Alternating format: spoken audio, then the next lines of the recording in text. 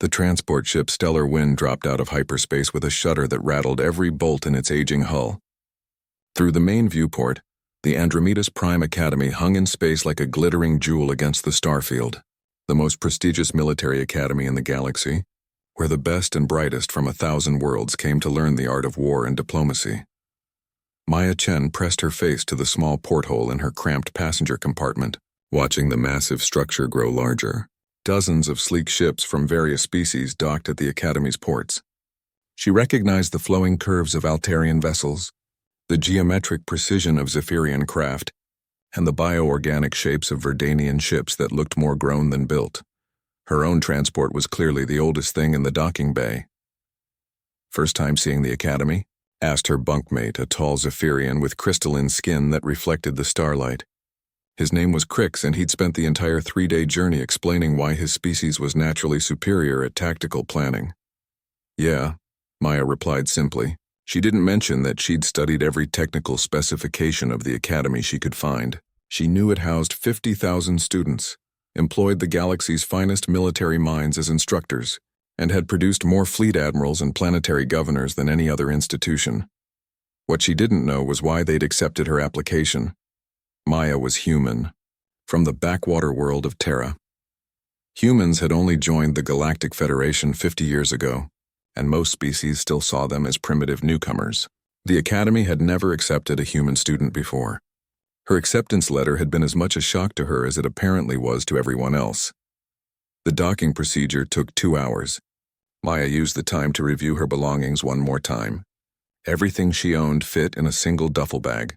Clothes, a few personal items, and a small photo of her grandfather in his military uniform. The uniform wasn't from any galactic service. It was from something called the United Nations Peacekeeping Force, from back when humans fought only among themselves. When the airlock finally opened, Maya followed the stream of new students into the Academy's orientation center. The chamber was vast enough to hold a city block with a domed ceiling that displayed a real-time view of the galaxy. Students clustered in groups, mostly staying with their own species. The humans were easy to spot. There were only 12 of them among the 1,000 new arrivals, and they stood apart from everyone else, looking lost and overwhelmed. Maya recognized the feeling. "Welcome, students, to Andromeda's Prime Academy," the voice boomed from speakers hidden throughout the chamber. The speaker appeared on massive screens. Admiral Vex's Tar, a Corvani with purple skin and 4 arms, his chest covered in more medals than Maya could count. "You represent the finest young minds from across the galaxy," the Admiral continued. "Here, you will be forged into the leaders our civilization needs.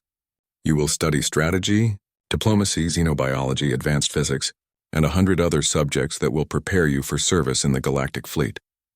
Maya listened as the Admiral outlined the Academy's proud history. 7,000 years of producing galactic leaders, alumni who had prevented 3 major wars and negotiated peace between dozens of species. The Academy's motto, "Unity through understanding." However, Admiral Vextar's tone grew serious. "Understand that this is not merely a school. This is a military institution with military discipline. 60% of you will not graduate. Some will fail academically. Others will be unable to handle the physical demands. Still others will discover they lack the moral courage required of galactic leaders."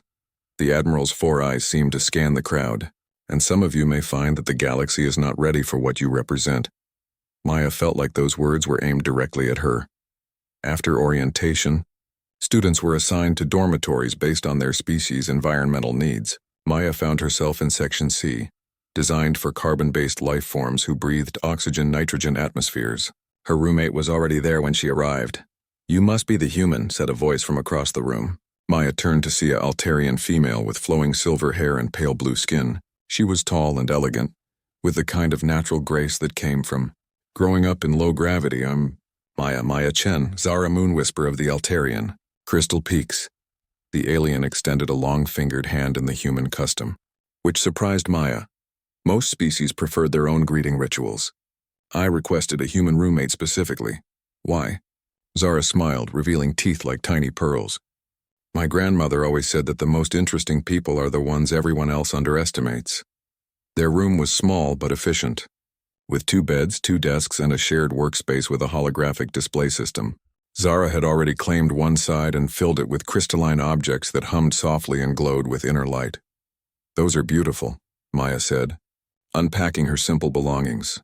"Memory crystals," Zara explained. "They contain the tactical knowledge of my ancestors." "Altarians have been warriors for 10,000 years. My great-grandmother was the first Altarian to achieve the rank of Galactic Admiral." Maya nodded politely and placed her grandfather's photo on her desk. Zara noticed it immediately. "Is that your ancestor?" "My grandfather. He was a soldier." Zara studied the photo with interest. The human in the picture wore a simple green uniform with minimal decorations. No medals, no ceremonial weapons, just the basic insignia of a sergeant. What wars did he fight in? Maya hesitated. Human history wasn't exactly glorious by galactic standards. While other species had been exploring the stars for millennia, humans had spent most of their existence fighting each other over patches of dirt on a single world. "Local conflicts," she said finally. "Nothing compared to galactic campaigns. All wars matter," Zara said quietly. "My grandmother used to say that courage isn't measured by the size of the battlefield, but by the willingness to stand on it." That evening, Maya attended her first academy meal in the vast dining hall. The ceiling was transparent aluminum, offering a view of the stars beyond. Students sat at tables arranged by species, creating distinct clusters throughout the enormous space. The human table was small and quiet. Maya introduced herself to her 11 fellow humans, learning that most came from Terra's colony worlds rather than Earth itself. They were all nervous, all trying to figure out why they'd been selected. "I heard that Admiral Vextar personally reviewed our applications," whispered Jake Morrison, a red-haired boy from the Proxima Centauri colony. "Apparently he overruled the selection committee. But why?" asked Sarah Kim, whose parents ran a mining operation in the asteroid belt. "What could humans possibly offer that other species can't do better?" Maya didn't have an answer. She looked around the dining hall at tables full of Zephyrians discussing quantum mathematics, Corvani analyzing battle tactics, and Verdanians sharing bioengineering theories. Every other species seemed to belong here. As she walked back to her dormitory that night, Maya passed a memorial wall listing Academy graduates who had died in service to the galaxy. Thousands of names in dozens of languages, representing heroes from across known space. She wondered if any human names would ever join them. What Maya didn't know was that several instructors were already watching her closely. And in his private office, Admiral Vextar was reviewing a classified file with a single word stamped across the cover. Chen. The legend was about to begin. Maya's first week at the academy was a blur of confusion and exhaustion. Classes began before dawn and continued until late evening. Basic galactic law, interspecies communication, stellar navigation, combat theory, and physical conditioning filled every hour of her day. She struggled more than she'd expected. Not with the academics, surprisingly, but with the social dynamics. In galactic law, Professor Quindar, an ancient Corvani with gray skin and tired eyes, called on students randomly to recite treaty provisions. When he called on Maya, the entire class turned to stare. "Cadet Chen," Professor Quindar said, his forearms folded, "please recite Article 7 of the Centauri Accords." Maya's mind went blank. She'd studied the material, but having 200 alien students watching her every move made her freeze. After several seconds of silence, whispers began around the classroom. I'm not sure, sir." Professor Quindar's expression didn't change.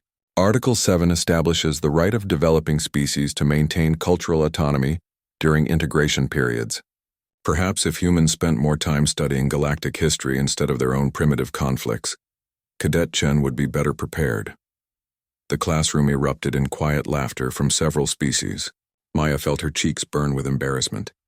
Physical conditioning was worse.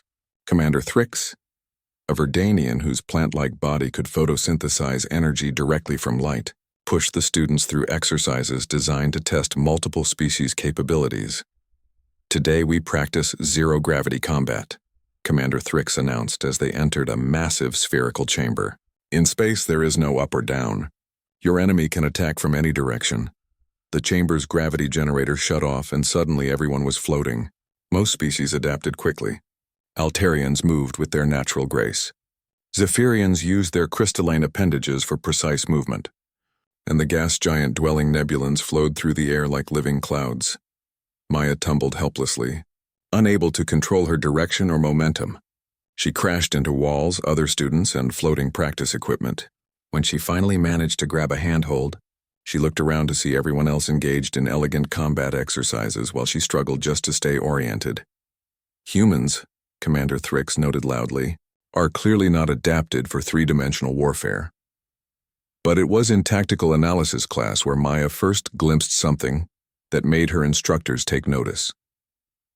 Professor Kethvar, a spider-like arachnid with 8 legs and compound eyes, presented the class with a classic strategic problem, the Battle of Kepler's Star, where an outnumbered galactic fleet had defeated a massive pirate armada 3 centuries ago. This battle is studied in every military academy across the galaxy, Professor Kethvar explained, his 8 legs clicking against the floor as he moved. Admiral Zextoth's victory is considered a masterpiece of tactical planning. Study the battle map and tell me how the Admiral achieved victory. The holographic display showed the positions of both fleets. The pirates had overwhelming numbers and firepower, positioned in a defensive formation around a space station. The galactic fleet was smaller but more advanced.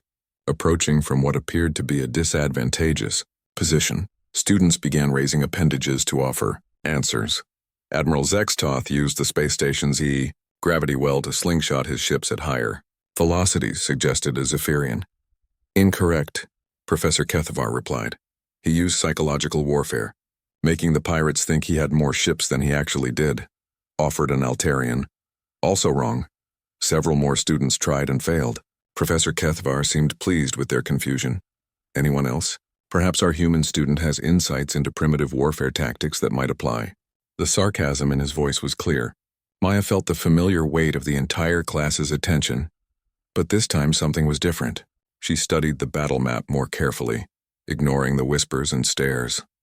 Something bothered her about the standard explanation. If Admiral Zextoth was such a genius, why had he approached from the worst possible angle? Why hadn't he used his technological advantage more effectively?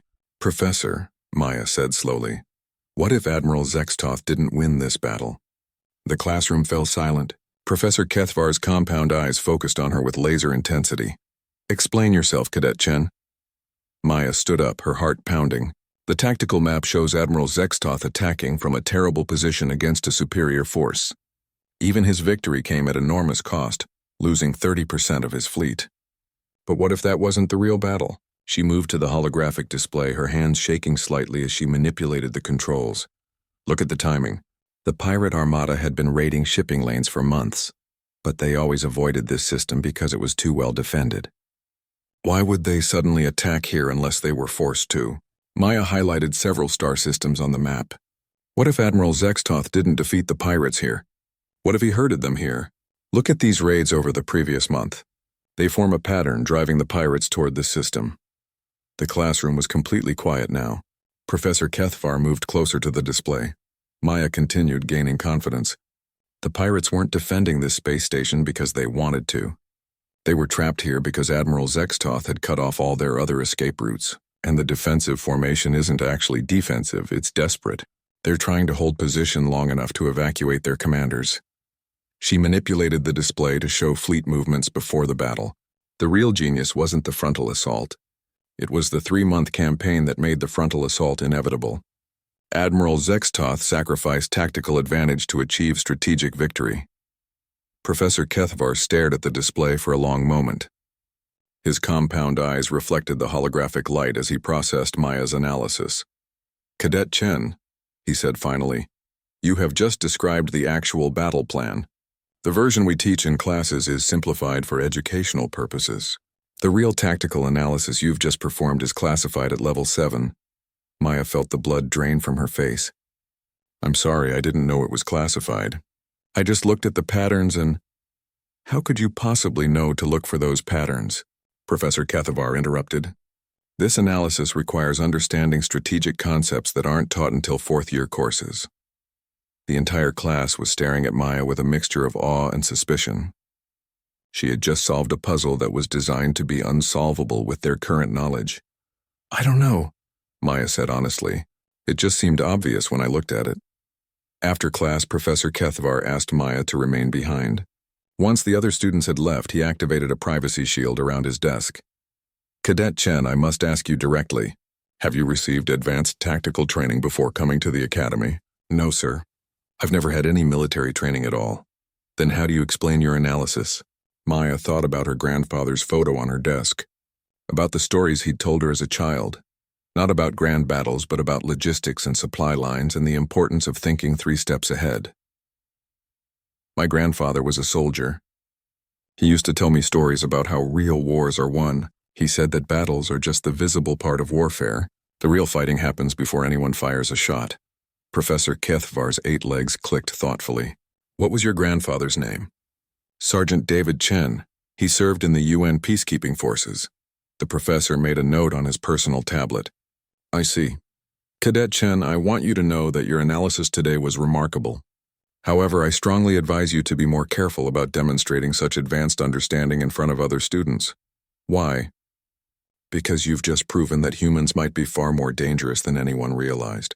That evening, Maya sat in her room staring at her grandfather's photo. Zara was at study group with other Altarians, so Maya was alone with her thoughts. Her tablet chimed with an incoming message. It was from Admiral Vextar's office, requesting her presence the next morning for a routine administrative meeting. Maya had a feeling there was nothing routine about it. She touched her grandfather's photo gently. Grandpa, she whispered, what did you get me into? Outside her window, the stars wheeled silently through space, and somewhere among them, the galaxy's most powerful beings were beginning to ask questions about a seemingly ordinary human girl who saw patterns that shouldn't exist. The legend was starting to take shape. Admiral Vextar's office occupied an entire floor of the Academy's central tower. Maya had never seen a room so large, dedicated to a single person. The walls were lined with battle flags from a dozen campaigns, and weapons from across the galaxy hung in display cases. But what caught her attention was the massive desk made from what looked like a single piece of black stone. Cadet Chen, please sit. Admiral Vextar gestured to a chair with 2 of his forearms while continuing to read from a tablet with the other 2. He was even more imposing in person than on the orientation screens. Maya sat carefully, trying not to stare at the Admiral's numerous medals. She recognized some of them: the Stellar Cross for exceptional valor, the Unity Star for diplomatic achievement, and several others that represented campaigns she'd studied in her galactic history courses. Tell me about your grandfather, Admiral Vexitar said without preamble, setting down his tablet. The direct question caught Maya off guard. Sir? David Chen, Sergeant, United Nations Peacekeeping Forces. Born 2157, died 2234. Served in the Resource Wars, the African Unification Campaign, and the Pacific Reconciliation. Admiral Vextar rattled off the details as if reading from a file. Tell me what he taught you. Maya's mouth went dry. How could the Admiral possibly know those details about her grandfather? The Resource Wars had ended decades before humans joined the Galactic Federation.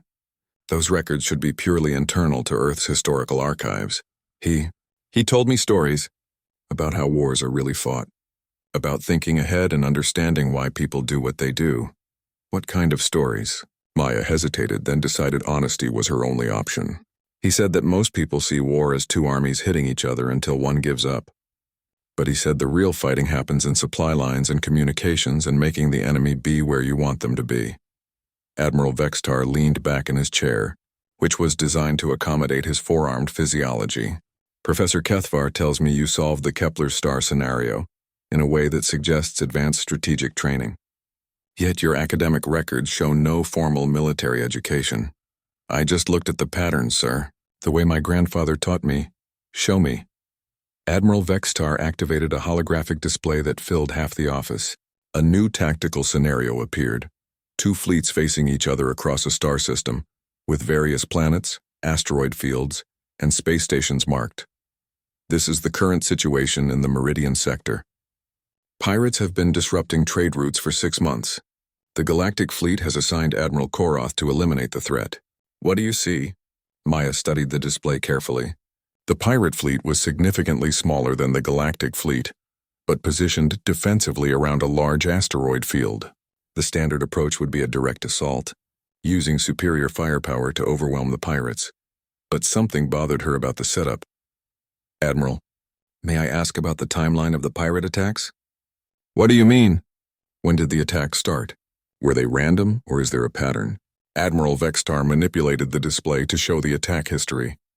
Maya watched as red markers appeared across the star map, showing the locations and dates of pirate raids over the past 6 months. Her grandfather's voice echoed in her memory. "Always ask why the enemy is where they are. Maya, nobody fights from a bad position unless they have to.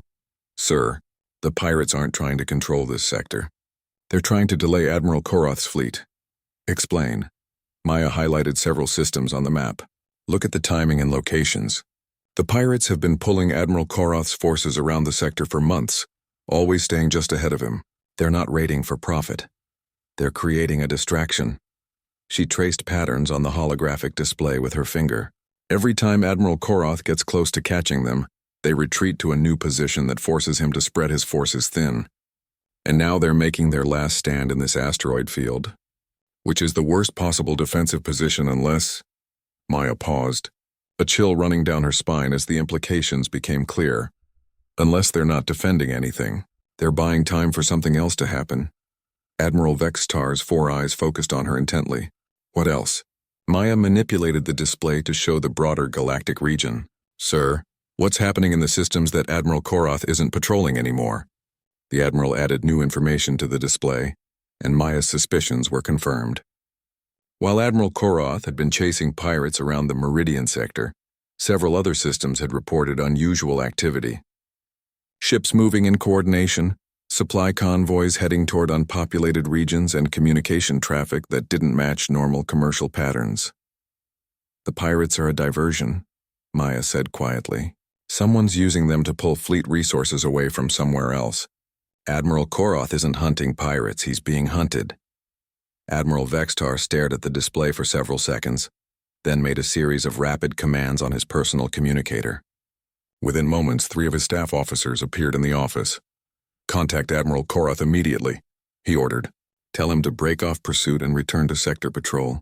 And I want intelligence reports on all systems showing unusual activity in the past month." As his staff rushed to carry out orders, Admiral Vextar turned back to Maya. "Cadet Chen, what you've just identified is a level of strategic deception that our intelligence analysts missed. How is that possible?" Maya felt overwhelmed by the weight of the situation. "I don't know, sir. I just asked the questions my grandfather taught me to ask." "What questions? Who benefits? What are they really trying to accomplish? And what would I do if I wanted to achieve their goals?" Admiral Vextar was quiet for a long moment. When he spoke again, his voice was different, more thoughtful. "Cadet Chen, I'm going to tell you something that is classified at the highest levels. Your grandfather's military records are not in Earth's historical archives. They're in our strategic intelligence database." Maya felt the world shift around her. "What does that mean?" "It means that someone in the Galactic Federation has been watching your family for a very long time. Your grandfather's tactical innovations during Earth's unification wars caught the attention of our deep cover observers. His methods were unlike anything we'd seen from a developing species." The Admiral stood and moved to one of his display cases, retrieving a small object that looked like a data crystal. "This contains your grandfather's complete military analysis, as recorded by our observers. His understanding of asymmetric warfare, psychological operations, and strategic deception was decades ahead of what any species had achieved at Earth's level of development." Maya stared at the crystal, her mind reeling. "You've been watching my family? We've been watching humanity. Your species shows tactical thinking patterns that shouldn't exist in a civilization that only recently achieved spaceflight. Most species develop along predictable paths, technology first, then strategy, then wisdom. Humans seem to have developed strategic thinking first, which is unprecedented." Admiral Vextar returned to his desk and fixed Maya with all 4 eyes. "Your acceptance to this academy wasn't random, Cadet Chen. It was a test. We needed to know if your grandfather's tactical genius was an anomaly, or if it represented something broader about human thinking." "And what have you concluded?" "That humans might be the most naturally gifted strategic species we've ever encountered, and that makes you either our greatest potential ally or our most dangerous future enemy." The weight of that statement settled on Maya like a heavy blanket. She thought about her 11 fellow human students, all struggling with the same feelings of inadequacy and confusion that she'd experienced. Sir, what happens now? Now you continue your education, but you'll be taking some additional courses that aren't listed in the standard curriculum. And Cadet Chen? Yes, sir? Be very careful who you trust. There are species in the Federation who would not be pleased to learn what humans are truly capable of. As Maya left the Admiral's office, her mind was spinning with questions and implications. She walked through the Academy corridors, seeing everything differently now. Were other species watching her fellow humans with suspicion? Were they all part of some larger test? When she returned to her dormitory, Zara was studying at her desk, surrounded by her glowing memory crystals. "How was your meeting with the Admiral?" Zara asked without looking up. Maya froze. She hadn't told Zara about the meeting. How did you know about that? Zara finally turned around, and for the first time since they'd met, her expression was completely serious. "Because, Maya Chen, I'm not really your randomly assigned roommate. I'm your observer." The legend was about to become much more complicated. Maya stared at Zara for several heartbeats, processing what she'd just heard. Her roommate, the elegant Altarian who had been so kind and understanding, was actually assigned to watch her. "Observer for whom?" Maya asked quietly. Zara's perfect features showed genuine conflict. "For several interested parties." "Maya, please sit down. I need to tell you things that are going to change how you see everything." Maya remained standing. "How long have you been lying to me?" "I haven't lied about anything important." Zara stood as well, her tall frame graceful even in the cramped dormitory room. "My grandmother really was a galactic admiral. I really did request a human roommate, and everything I've told you about Altarian culture is true. But you're spying on me. I'm protecting you." Maya laughed bitterly. "From what?" Zara moved to the window and stared out at the starfield beyond. "Maya, do you know why the Galactic Federation has lasted for 7,000 years without a major war? Unity through understanding." Maya recited the Academy motto. "That's the idealistic answer. The real answer is careful balance. Every species in the Federation has strengths and weaknesses. We've achieved peace by making sure no single species becomes too powerful compared to the others." Zara turned back to face Maya.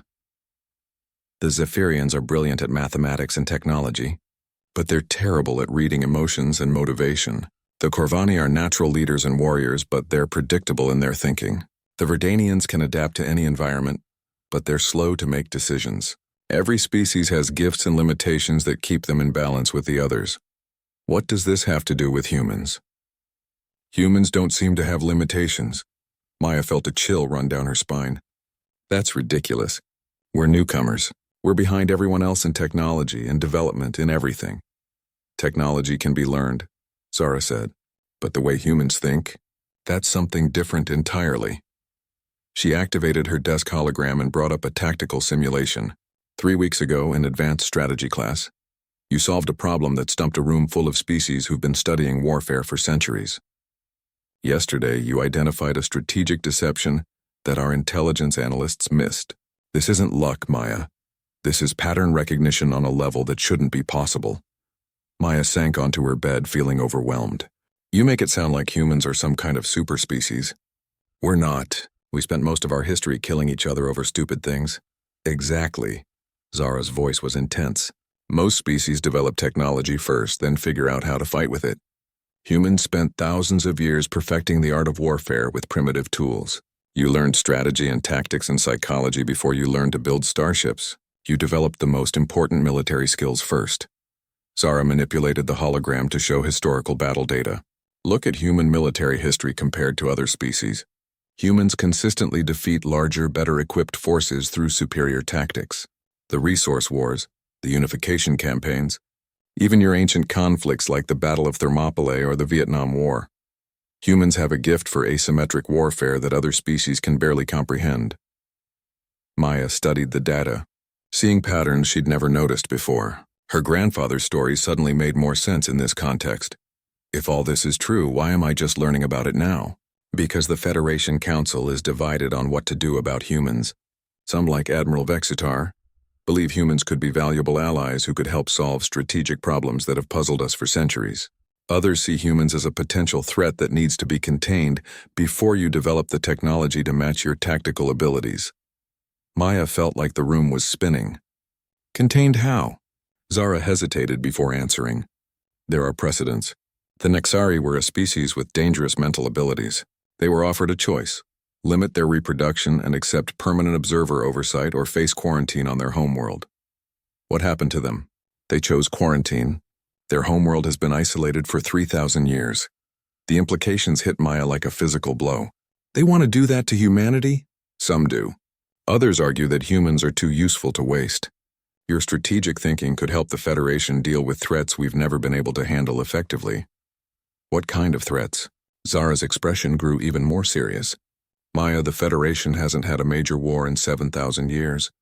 But that doesn't mean we've been at peace. There are hostile forces outside our borders that probe our defenses constantly, species that see our unity as weakness and our diversity as vulnerability. She brought up a new display showing the galaxy's edge regions, the Devourers in the galactic south, who consume entire worlds to fuel their biotechnology. The echoes in the void between galaxies, who turn species against themselves using psychological warfare. The silence from beyond the rim, who we know almost nothing about except that they're coming. Maya stared at the display. If these threats are so dangerous, why haven't I heard about them? Because the Federation leadership doesn't want to cause panic. They've been managing these threats through careful diplomacy and defensive measures for millennia, but the threats are getting stronger, and our traditional approaches aren't working as well as they used to. And you think humans could make a difference? I think humans could change everything. Zara's voice was barely above a whisper. Maya, in 3 weeks here, you've demonstrated strategic thinking that our best minds can't match. Imagine what a fully trained human military leader could accomplish. Imagine what an entire fleet commanded by humans could do. Maya stood up and paced the small room, her mind racing. So what happens now? Do I get a choice in any of this? You're getting a choice right now, Zara said. I was supposed to just observe and report. But I've decided to tell you the truth because I think you deserve to know what you're really facing. What do you mean? There are other observers watching the human students. Not all of them are as sympathetic as I am. Some are looking for evidence that humans are too dangerous to be allowed to develop freely. Maya stopped pacing. What kind of evidence? Signs of aggression, inability to work with other species, strategic thinking that could be turned against the Federation. Maya, there are instructors here who are going to try to provoke the human students. They want to see how you react under pressure. And if we react badly, then the faction favoring containment gets the evidence they need to convince the Council. Maya felt trapped by forces far beyond her understanding. Zara, who do you report to? Admiral Vextar leads the faction that wants to integrate humans fully into Federation society. But he's not the only one with influence on the Council. Who leads the containment faction? Zara hesitated. Admiral Korthax of the Corvani Deep Fleet. He's not someone you want as an enemy. Maya sat back down on her bed, feeling the weight of galactic politics settling on her shoulders. What do you think I should do? Learn everything you can. Prove that humans can be trusted with power. And be very careful who you trust. Zara moved closer. Maya, I want you to know that everything I've told you about friendship was real. I do care about what happens to you. But you're still going to report on me. I have to. But I'll report the truth, not what certain factions want to hear. Maya looked at her grandfather's photo on the desk. She wondered what he would have done in this situation. Probably something clever and unexpected that nobody saw coming. Zara, if I asked you to help me with something that might be dangerous, would you do it? What do you have in mind? Maya smiled for the first time since learning about the observers. I think it's time to give the Federation Council something to really worry about. Maya, what are you planning? My grandfather used to say that when people are trying to control you, the best response is to become too valuable to control. Zara's eyes widened as she realized what Maya was suggesting. You want to prove that humans are too useful to contain. I want to solve a problem that the Federation can't solve on their own. Something so significant that containing humanity becomes impossible. Zara stared at her for a long moment. Maya, that's incredibly dangerous. If you fail, you'll give the containment faction everything they need. And if I succeed, then you might change the balance of power in the galaxy forever. Maya picked up her grandfather's photo and studied his face. a simple soldier who had somehow caught the attention of galactic intelligence services decades before humanity even knew aliens existed. Zara, I need you to find out everything you can about those external threats you mentioned. The Devourers, the Echoes, the Silence. I want to know their tactics, their weaknesses, everything the Federation has tried against them. Maya, that information is classified far above our level, but not above your grandmother's level. Zara's expression shifted as she understood. You want me to use my family connections? I want you to help me prove that humans deserve a place in this galaxy as equals, not as subjects to be managed. For several seconds, Zara stood in silence, clearly wrestling with conflicting loyalties. Finally, she nodded. I'll help you. But Maya, if this goes wrong, it won't just affect you. It could affect the future of both our species. Then we'd better make sure it goes right. That night, as Zara made discreet contact with her grandmother through encrypted Altarian communication channels, Maya lay in her bed staring at the stars through their room's viewport. Somewhere out there, hostile forces were probing the Federation's defenses. Somewhere out there, the galaxy's leaders were debating the fate of humanity. And somewhere out there, her fellow human students were going about their studies unaware that they were all part of a test that would determine the future of their entire species. Maya closed her eyes and tried to channel her grandfather's tactical wisdom. In chess, he had always taught her, the most powerful move was the one your opponent never saw coming. It was time to make a move that would change the game entirely. The legend was about to take a very dangerous turn. 3 days later, Zara returned from her family visit with information that made Maya's blood run cold. They met in an empty observation deck during the night shift, when most students were asleep and surveillance was minimal.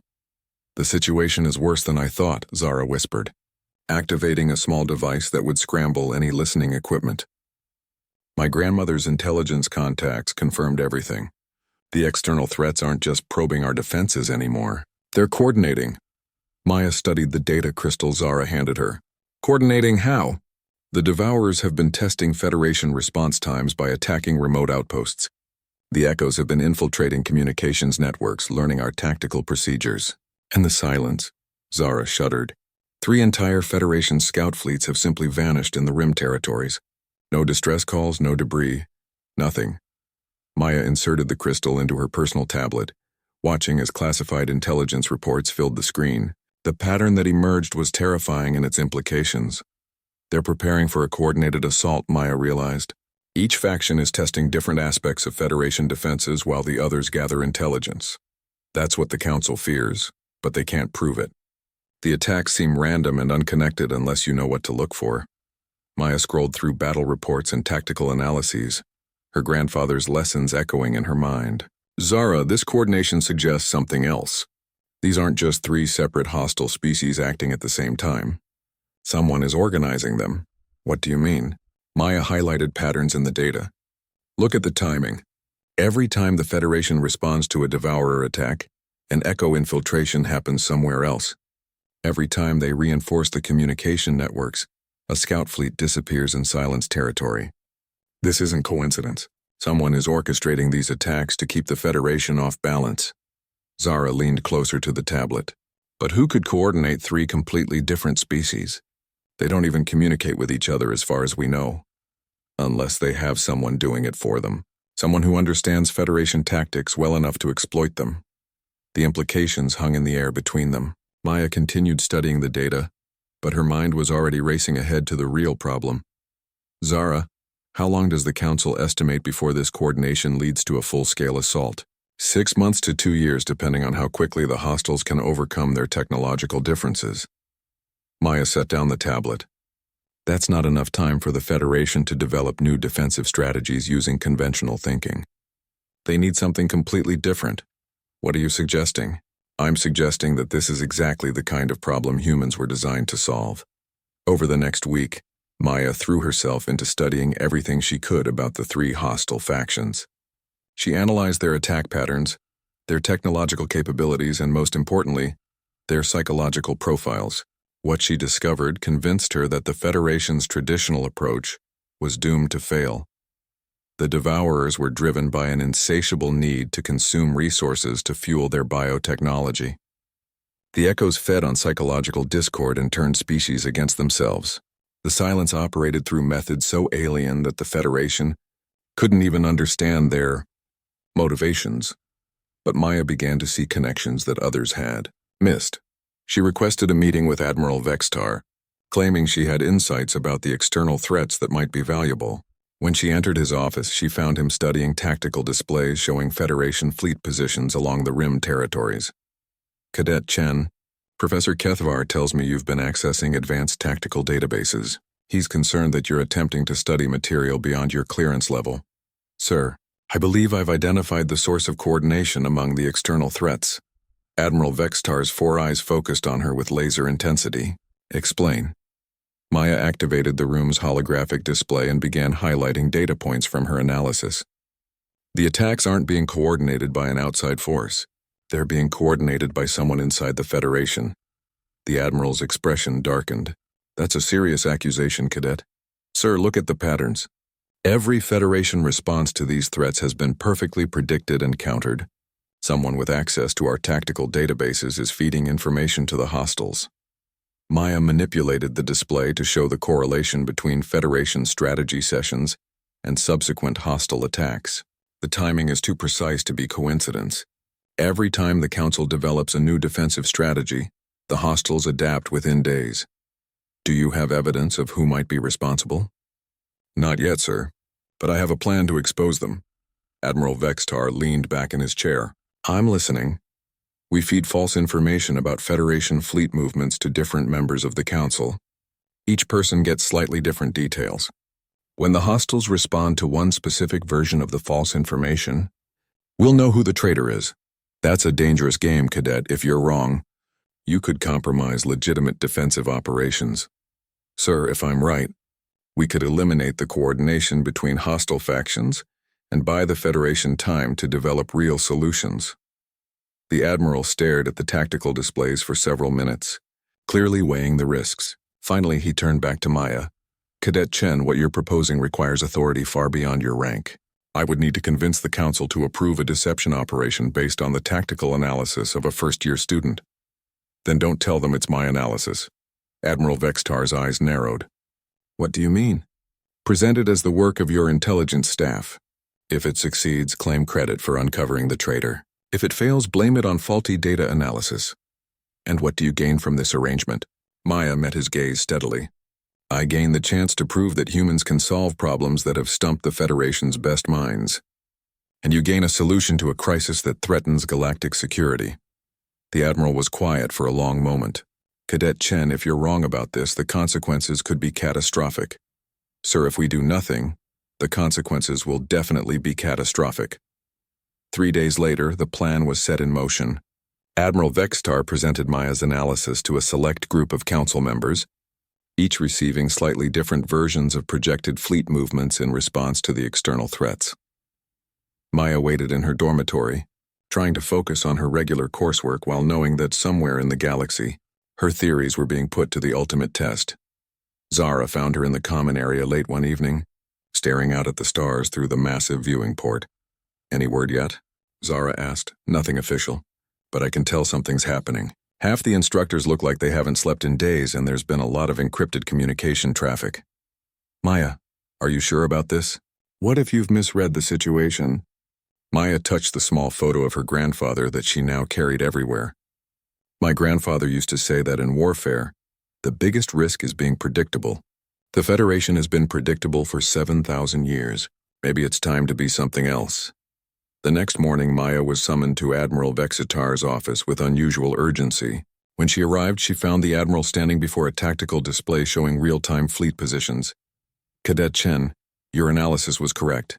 We identified the source of the security breach. Maya felt a mixture of relief and apprehension. Who was it, sir? Admiral Korthax. The name hit Maya like a physical blow. The leader of the containment faction? The same. It appears that Admiral Korthax believed the Federation was too weak to handle the external threats. He was feeding information to the hostiles, hoping to force a crisis that would justify more aggressive military policies. Maya stared at the tactical display, processing the implications. Sir, what happens now?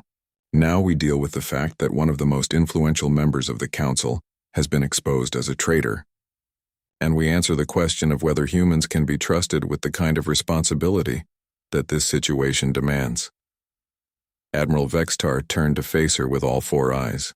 Cadet Chen, I'm recommending you for immediate advancement to Senior Tactical Analysis. Congratulations. You've just solved a crisis that threatened the security of the entire galaxy. As Maya left the Admiral's office, she realized that everything had changed. She was no longer just a human student trying to prove herself worthy of galactic society. She was now a strategic asset whose abilities could reshape the balance of power among the stars. The legend was about to become a reality that would echo across the galaxy. 6 months later, Maya stood in the Academy's main assembly hall before an audience of 10,000 beings from across the galaxy. The ceremony was being broadcast to every Federation world, watched by trillions of sentient creatures who had heard whispers of the human, who had changed everything. She wore the midnight blue uniform of a galactic strategic analyst, a rank that had been created specifically for her. The insignia on her collar bore the symbols of all major Federation species, representing her unique position as an interspecies tactical advisor. Admiral Vextar approached the podium with slow, ceremonial steps. In his 4 hands he carried an artifact that Maya had only seen in historical texts, the Unity Crystal, awarded only to individuals whose actions had fundamentally strengthened galactic civilization. Citizens of the Federation, Admiral Vextar's voice carried across the vast assembly hall. Today we honor an individual whose strategic insights have not only saved countless lives, but have redefined how we approach galactic security. Maya caught sight of her fellow human students in the audience. Jake Morrison, Sarah Kim, and the others looked at her with expressions of awe and pride. They had all advanced rapidly in their studies after the Cortex revelation. As the Federation suddenly recognized the potential value of human strategic thinking, Analyst Chen's identification of the security breach within, our own leadership prevented a coordinated assault that could have devastated multiple Federation worlds. But more than that, her approach to the problem demonstrated capabilities that have opened new possibilities for galactic defense. Maya's mind drifted to the events of the past months. After Admiral Corthax's arrest, the hostile coordination had collapsed almost immediately. The Devourers, Echoes, and Silence forces had continued their attacks, but without inside intelligence, their effectiveness had dropped dramatically. More importantly, Maya's success had sparked a revolution in Federation thinking. Human students were now being fast-tracked through advanced tactical programs. Earth's military history was being studied by species that had previously dismissed it as primitive, and humanity's status in the Federation had transformed from probationary membership to strategic partnership. The Unity Crystal, Admiral Vexitar continued, is awarded to those who embody our highest ideals, unity through understanding. Analyst Chen has shown us that true unity comes not from conformity, but from recognizing and celebrating the unique contributions each species can make. As Maya stepped forward to receive the crystal, she thought about her grandfather's photo, now displayed prominently in her private quarters alongside commendation letters from a dozen world leaders. She wondered what Sergeant David Chen would think of his granddaughter's journey from confused academy student to galactic strategic advisor. The Unity Crystal was surprisingly warm in her hands, pulsing with a soft light that seemed to respond to her touch. Maya had read that the crystal was grown on the Federation's founding world and contained elements from every member species' homeworld. Analyst Chen, Admiral Vextar said formally, the Federation Council recognizes your exceptional service and grants you full strategic clearance for all galactic defense operations. Maya nodded, understanding the weight of what she was being given. Access to every Federation military secret, the authority to coordinate multi-species fleets, and the responsibility for protecting trillions of lives. But as the applause died down and the ceremony concluded, Maya's thoughts turned to the future. The immediate crisis had been resolved, but she knew that humanity's real test was just beginning. Later that evening, Maya found herself in the Academy's observation deck with Zara, looking out at the stars that no longer seemed quite so distant or forbidding. So what happens now? Zara asked. You're probably the most influential human in galactic history. Where do you go from here? Maya smiled, pulling out a datapad that contained her latest project. I've been thinking about that. The Federation has been reactive for 7,000 years. responding to threats as they arise. But humans don't think that way. What do you mean? We think about winning the war, not just the next battle. Maya activated the data pad, showing Zara a comprehensive strategic analysis that had taken her months to complete. I've been studying the pattern of external threats over the past millennium. The devourers, the echoes, the silence, they're not random hostile species. They're symptoms of a larger problem. Zara leaned closer to read Maya's analysis. What kind of problem? The galaxy is changing. Resources are becoming scarcer, populations are growing, and the space between civilizations is shrinking. The Federation has maintained peace by careful balance and diplomatic isolation, but that approach won't work much longer. Maya highlighted regions of the galactic map where tensions were building. In the next century, we're going to face challenges that will make the current external threats look insignificant. Species competition for habitable worlds, resource conflicts, technological disparities that could destabilize entire sectors. And you think humans can help address these challenges? I think humans can help the Federation think differently about them. Instead of reacting to each crisis as it happens, we need to start shaping the future we want. Maya stood up and moved to the viewport, gazing out at the vast star field. Zara, humans spent their entire pre-spaceflight history preparing for exactly these kinds of challenges. We know how to build coalitions among competing groups. We understand resource management under scarcity. We've mastered the art of turning enemies into allies. What are you proposing? Maya turned back to her friend, her expression serious but determined. I'm proposing that we stop thinking about galactic defense and start thinking about galactic leadership. The Federation needs to evolve from a collection of species maintaining balance to a true civilization working toward common goals. Zara was quiet for several minutes, absorbing the implications of what Maya was suggesting. You're talking about fundamentally changing how galactic civilization operates. I'm talking about making sure galactic civilization survives what's coming. As they talked late into the night, Maya outlined her vision for humanity's role in the galaxy's future, not as subjects to be managed or contained, but as partners in building something unprecedented in galactic history. A truly unified civilization that could face any challenge. Months later, as Maya took command of her first multi-species tactical unit, she carried with her the lessons her grandfather had taught her about thinking ahead, understanding motivations and never accepting defeat as inevitable. The galaxy was vast and full of dangers, but it was also full of possibilities. And for the first time in 7,000 years, the Federation had leaders who understood that the greatest victories came not from superior firepower or advanced technology, but from the very human ability to imagine a better future and then make it reality. The legend of Maya Chen was just beginning, but already it was inspiring changes that would reshape the galaxy for generations to come.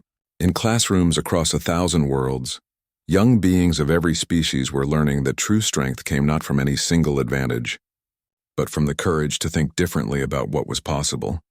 And somewhere in the Academy's archives, alongside the records of galactic heroes and legendary battles, a simple photo of Sergeant David Chen held a place of honor.